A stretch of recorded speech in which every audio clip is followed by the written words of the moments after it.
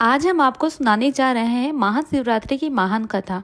दोस्तों, एक समय की बात है कि समस्त ऋषिगण देव व्यास जी के पास आते हैं और उन्हें प्रणाम करके पूछते हैं, हे महर्षि व्यास जी, आज हम आपके पास महाशिवरात्रि का महात्म्य सुनने के उद्देश्य से आए हैं। आपसे अनुरोध है कि आप हमें महाशिवरात्रि के महात्म्य सुनाएं। फिर महर्षि देवव्यास जी कहते हैं, हे ऋषियों, आप सभी का स्वागत है। आज आपने संसार के कल्याण के उद्देश्य से उत्तम महात्मा को सुनने की इच्छा प्रकट की है। इस महात्मा को सुनने मात्र से कोटि कोटि पाप भस्म हो जाते हैं। इस महात्मा का श्रवण करने वाला कभी दरिद्रता नहीं रहता, उसकी समस्त मनोकामना पूर्ण होती है। आप सभी ऋषियों से आग्रह पर आज मैं आप सभी को महाशिवरात्रि का महात्मा सुनाना आरंभ करता हूँ, इसलिए आप इसे ध्यानपूर्वक पूरा जरूर सुने। फिर समस्त ऋषिगण महर्षि देवव्यास जी को सुनने लगे हैं। वेद व्यास जी कहते हैं, ऋषियों के इस विषय में एक निषाद का प्राचीन इतिहास सुनाता हूँ, जो समस्त पापों का नाश करने वाला है। पूर्व काल की बात है, मध्य देश के वन में एक भीम निवास करता था। उसका नाम गुरुद्रो था। उसका कुटुंब बड़ा था। उस भीम का स्वभाव अत्यंत क्रूर था।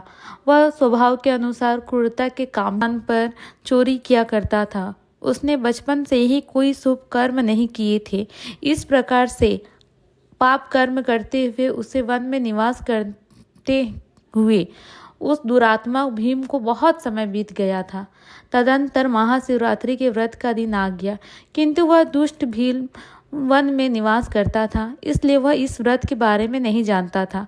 उसी दिन उसके माता पिता और पत्नी भूख से पीड़ित होकर उससे याचना करने लगे, हे वनेचर, उनके द्वारा इस प्रकार से याचना करने पर वह भीम तुरंत ही अपना धनुष निकालकर शिकार करने के लिए चला गया।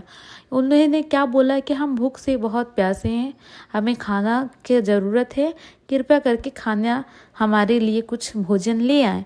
तो वह शिकारी तुरंत अपना धनुष लेके चला गया।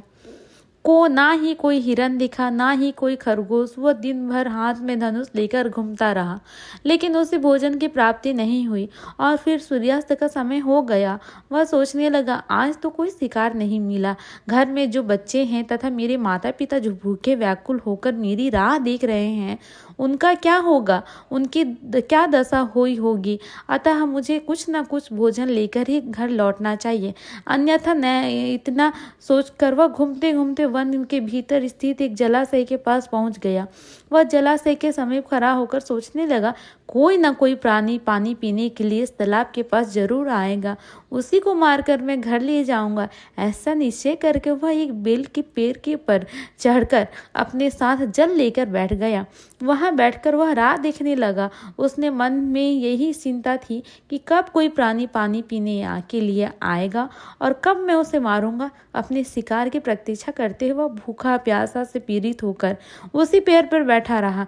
रात्रि के पहले प्रहर में उस स्थान पर एक हिरनी आ गई, जो चकित होकर जोर जोर से देखने लगी रही थी कि उस हिरनी को तालाब के पास आता देखकर भीम को बड़ा आनंद हुआ और उसने तुरंत ही हिरनी को मारने के लिए अपना धनुष निकाला। ऐसा करते हुए उसके हाथ से धक्के से पास में रखे लोटे से थोड़ा सा जल और कुछ बेलपत्र नीचे गिर पड़े। उस वृक्ष के नीचे एक प्राचीन शिवलिंग था। वह बेलपत्र जल का उस शिवलिंग पर गिर पड़े और जब बेलपत्र के शिवलिंग पर गिरने से उस भीम की पहली प्रहर की पूजा संपन्न हो गई, जिससे अनजाने में ही उस भीम के समस्त पाप तत्काल नष्ट हो गए। पेड़ पर खरखराहट की आवाज से वह हिरनी सतर्क हो गई और उसने ऊपर देखा तो पेड़ पर वह भीम अपने हाथ में तीर कमान लेकर बैठा हुआ था। उस भीम को निशाना लगाते हुए देखते ही वह हिरनी व्याकुल हो गई और उस भीम से बोलने लगी, व्याध रुक जाओ, कृपया मेरा शिकार मत करना। उस हिरनी की बात सुनकर वह भीम कहने लगा, हे मृगी, आज मेरे घर को लोग भूखे हैं, इसलिए मैं तुम्हारे मारकर उनकी भूख मिटाऊंगा। उस भीम की ऐसी वचन सुनकर वह हिरनी तुरंत अत्यंत दुखी हो गई और सोचने लगी, अब मैं क्या करूं, इस भीम से तो खुद की रक्षा कैसे करूं। ऐसा विचार करके उस हिरनी ने कहा, हे भीम भाई, मेरे मांस खाने से यदि तुम्हारे घर के लोगों की भूख मिटती है तो ठीक है, तुम मेरा शिकार अवश्य कर लेना, किंतु मेरी बात सुनो, इस समय मेरे सभी बच्चे भूखे हैं। मैं आखिरी बार उनके उद्देश्य से हमारे उद्देश्य से उनका दर्शन करना चाहती हूँ। मैं अपने बच्चों को अपनी बहन और स्वामी के पास सौंपकर शीघ्रता से लौट आऊंगी। हे व्याध, तुम मेरी इस बात को झूठ मत समझना, मैं तुम्हारे पास लौटकर अवश्य आऊंगी। इस पर संशय मत करना, क्योंकि सत्य पर ही धरती टिकी हुई है, सत्य से ही समुद्र अपनी मर्यादा में स्थित है, इसलिए मैं सत्य का ही पालन करूंगी। उस हिरनी के द्वारा ऐसा कहने पर भी उस भीम ने उसकी बात नहीं मानी और उस पर निशाना लगाया।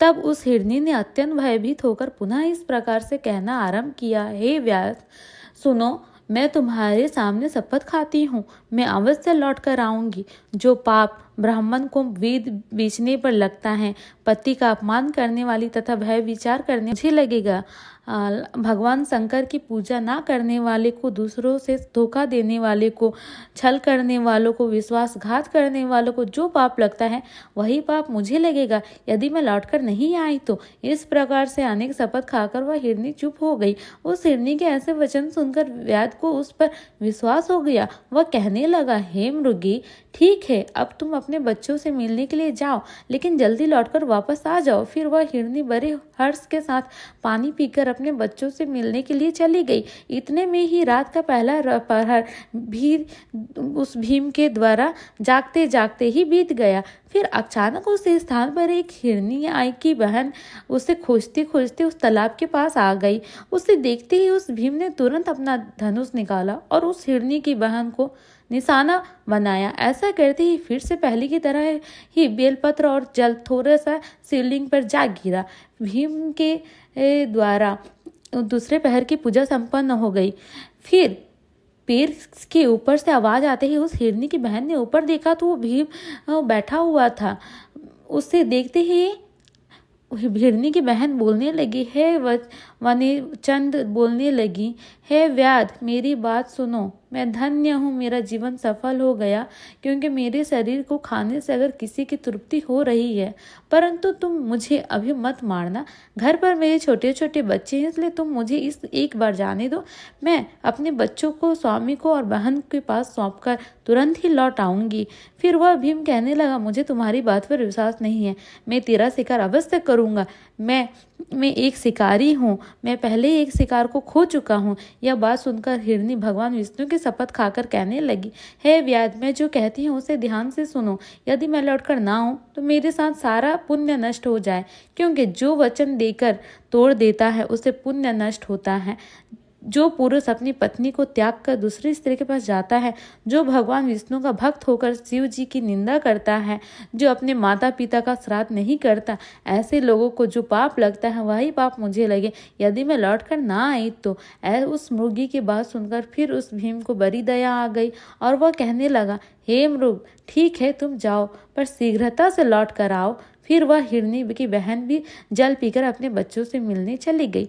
इतने में ही रात का दूसरा प्रहर जागते जागते ही भीम ने बिता दिया। फिर रात्रि के तीसरे प्रहर का आरंभ हुआ। वह दोनों हिरण को लौटने का इंतजार करने लगा, लेकिन दोनों में से कोई भी नहीं आया। फिर उसने देखा कि एक हिरण उस मार्ग से जा रहा है। वो बड़ा ही खुश हुआ, हुष्ट पुष्ट था। हिरण को देखते ही भीम को बड़ा हर्ष हुआ और उसने धनुष पर तीर चढ़ाया और निशाना लगाया। ऐसा करते समय फिर से थोड़ा सा जल और बेलपत्र शिवलिंग पर गिर पड़े। उससे भगवान शिव की तीसरे पहर की भी पूजा संपन्न हो गई। पेड़ के ऊपर से पत्तों की आवाज आते ही हिरन ने उसने ऊपर की ओर देखा तो वह भीम पेड़ पर बैठा हुआ था। उस भीम को देखते ही वह हिरन घबरा गया और बोलने लगा, हे व्याध, क्या कर रहे हो, रुको। भीम कहने लगा, मैं अपनी परिवार के लिए भोजन की तलाश में हूँ, इसलिए अब मैं तुम्हारा शिकार करने जा रहा हूँ। भीम की बात सुनकर वह हिरन कहने लगा, हे व्याध भाई, अगर तुमने यहाँ पर आई हुई मेरी दोनों पत्नियों को मार डाला है तो बिना विलंब किए तुम मेरे भी प्राण ले लो, क्योंकि उनके बगैर मैं जीवित नहीं रह सकता। जिस प्रकार से तुम्हारे लिए तुम्हारा परिवार महत्वपूर्ण है, उसी प्रकार से मुझे भी मेरा परिवार अत्यंत प्रिय है। यदि तुमने उन्हें जीवन दान दिया है तो मुझे कुछ समय के लिए जाने दो, मैं अपनी पत्नियों से मिलकर लौटकर वापस आ जाऊंगा। उस हिरन की ऐसी बात सुनकर उस भीम को बड़ा विस्मय हुआ। उनके मन में रात भर का सारा घटनाक्रम घूमने लगा। वह हिरन से कहने लगा, हे मृग, तुमसे पहले तुम्हारी दोनों पत्नियों यहाँ पर आई थी, वह भी ऐसे ही झूठे वचन कहकर गई हैं और अभी तक लौटकर नहीं आई हैं। अभी तुम खुद के प्राण संकट में देखकर झूठ बोलकर चले जाओगे और लौटकर नहीं आओगे, फिर मैं किसका शिकार करूंगा, मेरा परिवार तो भूखा ही मर जाएगा। फिर वह हिरन कहने लगा, हे व्याध भाई, जो कुछ भी कहता हूँ उसे ध्यान से सुनो। मुझ में अत्यंत में असत्य नहीं है। यह सारा चराचर सत्य से ही टिका हुआ है। जिसके वचन झूठे होते हैं उसका पुण्य उसी क्षण नष्ट हो जाता है। इसलिए हे भीम, तुम मेरी प्रार्थना सुनो। शिवरात्रि में भोजन तथा मैथुन करने से जो पाप लगता है, झूठी गवाही देने से जो पाप लगता है, दूसरों को धन हड़पने से जो पाप लगता है, वही पाप मुझे लगे यदि मैं लौटकर ना आऊं। उस हिरन के ऐसे वचन सुनकर वह भीम कहने लगा, हे मृग, ठीक है, तुम जाओ, अपनी पत्नियों से मिलकर शीघ्रता से लौट कर आओ। फिर वह हिरन भी लौटकर अपने घर की तरफ चला गया। अब वह हिरन और उसकी दोनों पत्नियां प्रतिज्ञाबद्ध हो चुके थे। वे तीनों अपने घर पर आकर आपस में बात करने लगे। सबसे पहले हिरनी ने कहा, हे स्वामी, आपके बिना हमारे बच्चे जीवित कैसे रह पाएंगे। सबसे पहले मैंने उस भीम को वचन दिया है, इसलिए केवल मुझे ही उसके पास जाना चाहिए। आप और मेरी बहन दोनों यहीं पर रहें। उसकी बात सुनकर हिरनी की बहन बोलने लगी, हे बहन, मैं तुम्हारी सेविका हूँ, इसलिए आज मुझे ही उस भीम के पास जाना चाहिए, तुम यहीं पर रहो। उन दोनों की बात सुनकर वह हिरन बोलने लगा, हे प्रिय, तुम दोनों यहीं पर रुक जाओ और बच्चों का पालन करो। माता के समान बच्चों की रक्षा कोई नहीं कर सकता और बच्चों को माता के दूध भी की आवश्यकता होती है, इसलिए केवल मुझे ही उस भीम के पास जाना चाहिए। अपने पति की इस बातों को दोनों हिरन ने स्वीकार नहीं किया और वे दोनों अपने पति से कहने लगे, हे स्वामी, पति के बिना स्त्री का जीवन नष्ट हो जाता है, इसलिए हम भी उसके पास चलते हैं। फिर वे तीनों ही अपने बच्चों को सांत्वना देते हैं और पड़ोसियों को सौंपकर उस शिकारी के पास जाने लगते हैं। उन्हें जाते देख उनके बच्चे भी उनके पीछे पीछे जाने लगते हैं। वह भीम उसी वृक्ष पर उसकी प्रतीक्षा कर रहा हुआ बैठा था। फिर वे सभी हिरन उस स्थान पर पहुंच गए। उन सभी को अपने पास आते हुए देखकर वह शिकारी बहुत प्रसन्न हुआ और उसने उन सभी को मारने के लिए अपने धनुष पर बाण चढ़ाया। ऐसा करते हुए पुनः थोड़ा सा जल और बेलपत्र शिवलिंग पर गिर पड़ा। इससे उस भीम की चौथी प्रहर की पूजा भी संपन्न हो गई। चौथे प्रहर की पूजा होते ही उस भीम के समस्त पाप भस्म हो गए। अनजाने में ही उसने महाशिवरात्रि का व्रत पूर्ण कर लिया, जिससे उसको दुर्लभ ज्ञान प्राप्त हुआ। उसका हृदय पाप से मुक्त हो गया और उसके अंदर भगवत शक्ति का वास हो गया। वह सोचने लगा, यह सभी मृग ज्ञानहीन पशु होने पर भी धन्य है, क्योंकि यह सभी अपने शरीर से ही परोपकार में लगे हुए हैं। यह सभी सत्य का पालन करने वाले हैं, किंतु मैं तो महापाप हूँ। प्रतिदिन अनेक पाप करके मैंने अपने परिवार का पालन किया है। अब मेरी क्या गति होगी। मैंने जन्म से लेकर अब तक केवल पाप ही किए हैं। मेरे जीवन पर धिक्कार है। इतना सोचकर उस भीम ने अपने बाण को रोक लिया और कहने लगा, हे श्रेष्ठ मृगों, मैं तुम्हारी सत्यवाणी से अत्यंत प्रसन्न हूँ, इसलिए अब मैं तुम्हारा शिकार नहीं करूँगा। तुम सभी अपने घर को लौट जाओ। उस भीम के द्वारा इतना कहते ही भगवान शिव उस पर तत्काल प्रसन्न हो गए और वे उस स्थान पर प्रकट हो गए और उन्होंने बड़े ही प्रेम से उस भीम से कहा, हे भीम, मैं तुम्हारे व्रत से प्रसन्न हूँ, अब तुम कोई वर मांग लो। अपने सामने भगवान शिव को देख उस भीम के हाथ से धनुष गिर पड़ा और वह भगवान शिव को बारंबार प्रणाम करने लगा और कहने लगा, हे प्रभु, मैं आपके दर्शन से ही धन्य हो गया, अब मुझ में कुछ नहीं चाहिए। भगवान शिव उस भीम से कहने लगे, हे व्याध, आज निवास करो और दिव्य भोगों का उपभोग करो, तुम्हारे वंश की वृद्धि होगी, सभी देवता तुम्हारी प्रशंसा करेंगे। फिर एक दिन भगवान श्री राम तुम्हारे घर पर आएंगे और तुमसे मित्रता करेंगे, तुम उनकी सेवा करके दुर्लभ मोक्ष को प्राप्त करोगी।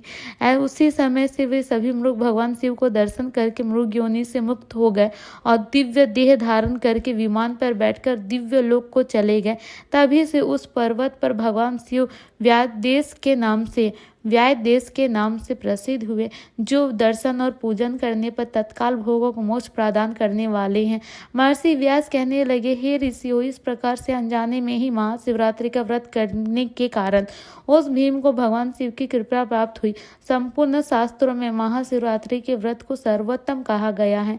इस प्रकार से मैंने आप सभी को महाशिवरात्रि के व्रत का महात्मा सुना दिया है। फिर सभी ऋषि महर्षि व्यास को प्रणाम करने लगे। तो दोस्तों, यह थी महाशिवरात्रि की व्रत का कथा को पूरा सुनने के लिए आप सभी का धन्यवाद। यह कथा आपको कैसी लगी कमेंट में अवश्य बताइएगा। जानकारी अच्छी लगे तो वीडियो को लाइक जरूर करें और कमेंट में हर हर महादेव जरूर लिखें। साथ ही चैनल को सब्सक्राइब करें। आप सभी का बहुत बहुत धन्यवाद।